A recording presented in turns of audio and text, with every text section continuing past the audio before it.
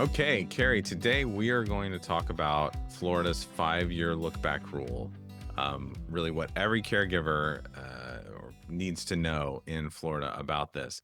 Can you start out by painting a picture for our listeners?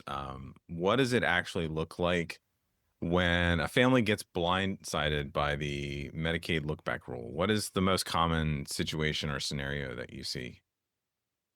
I think there's a lot of confusion out there when I see clients about what this look back rule is, and how it applies. And so they've maybe have talked to other friends and family, and they've kind of created in their mind what the rule is, and they come up with different solutions on their own on how to try to avoid this. So, as far as typical scenarios that I see, I think in a married couple situation, they often will transfer all of their joint assets to the healthier spouse, thinking that they're getting ahead of that 5-year look back. The problem is that when we apply for Medicaid for one spouse, they look at the assets of the couple. It doesn't matter if it's in the wife's name, the husband's name, the joint name. So they thought they were doing something to kind of get ahead of it, but in fact, it really had no effect on the overall plan and the application at that time. For my single clients, the common scenario is that they will transfer assets to their kids, trying to get ahead of that 5-year look back. The problem is that they don't realize the risk that they're subjecting their assets to, because if they transfer it, let's say I transfer my assets to my two kids, and one of my kids is a spendthrift and starts spending all of it, and my other child is potentially going through a divorce. Now we're subjecting my assets to their risk. Mm. And so they really create more complications, because they just didn't have the knowledge and they had a misunderstanding of what that 5-year look back is. Walk us through the specifics of what exactly Medicaid is looking back at. Is it everything? Is it all assets? You mentioned like either tithing, or is it just certain transfers? They're really looking from a technical standpoint, they're looking at any and all transfers, and they kind of highlights, within their Medicaid manual themselves to tell their caseworkers, "Hey, be on the lookout for these types of things." If they see, larger transfers, we tend to say, "Hey, if we see anything over $1,000 in the bank accounts that are being, you know, either withdrawals or transfers, we're gonna Mm. question those because, likely that Medicaid is gonna transfer those." If there's been a purchase of an annuity, that can create a transfer. If there's been any kind of an addition of individuals that you put on your deed or you transfer accounts to. So, technically speaking, any and all transfers, but there is a list of what the Medicaid caseworkers are kind of looking through to say, hey, wait a second, is this a transfer? Do we need to be concerned and ask more questions here? Are there any exemptions? Are there things that families might assume are actually a problem but aren't?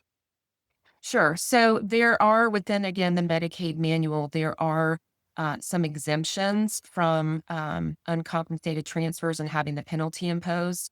For example, with respect to your homestead property, you can transfer your homestead to, of course, your spouse. You can transfer a homestead to a child that is under the age of 21, or a blind or permanently disabled adult child.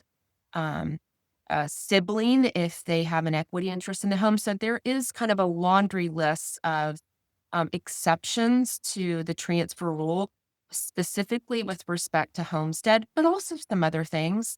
If you transfer an asset because it's not marketable, it has essentially no value, you can't sell it, you can transfer that. One that I think people find interesting is, for example, if I had a life estate, previously owned a life estate in a piece of real property, and my children are the remainder beneficiaries, I can actually transfer my life estate without any penalty. That's one of the exemptions. So when we're doing this type of planning, we're looking for some of these scenarios where we could use that for the benefit of our clients. Now let's help people avoid these mistakes. Mhm. So let's talk a little bit about some common mistakes that you're seeing. What is the number one mistake that adult children are making when a parent starts needing care, maybe often years before Medicaid enters the picture? The big one I see all the time is that the parent adds their child or children on their real property. Mhm. Okay, so that is an uncompensated transfer. It's a gift. Not to mention, there are going to be some adverse tax consequences to that. So, they think they're doing the right thing. They think they're getting ahead of that look back and that they're, all of the other things about avoiding probate and all of these great things. The problem is it has some real consequences from a Medicaid eligibility standpoint and for tax purposes. Another common thing is where they go ahead and, transfer an investment account Mhm. over to their kids to say, hey, please just hold it for me. And then, use that if for my benefit I need it, but at least I have it sheltered in the meantime. What about paying a family member or a child to provide care at home? How does Medicaid view those types of payments?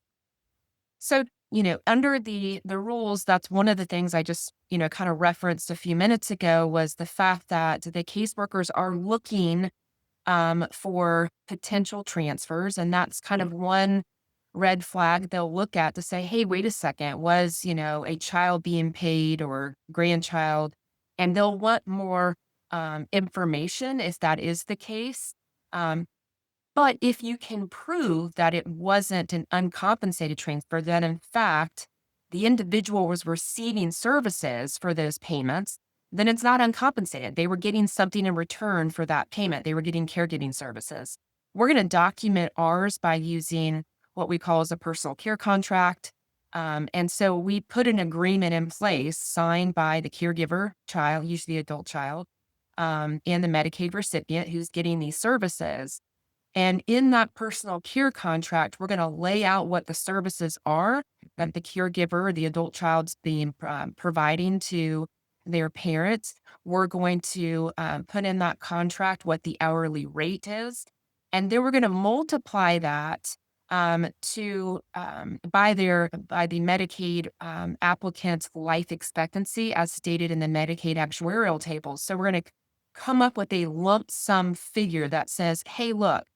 As long as you're providing these services at this rate in this lump sum that we're paying that caregiver, and we have a signed contract, it's not uncompensated. We've documented it, and Medicaid's going to allow for that. And so we fully disclose that. We do provide that personal care contract Mhm. along with a statement that it's fair market value. Usually done by a care manager, a geriatric care manager, say, yes, this is fair market value that is documented in the contract, and Medicaid has not had an issue with that.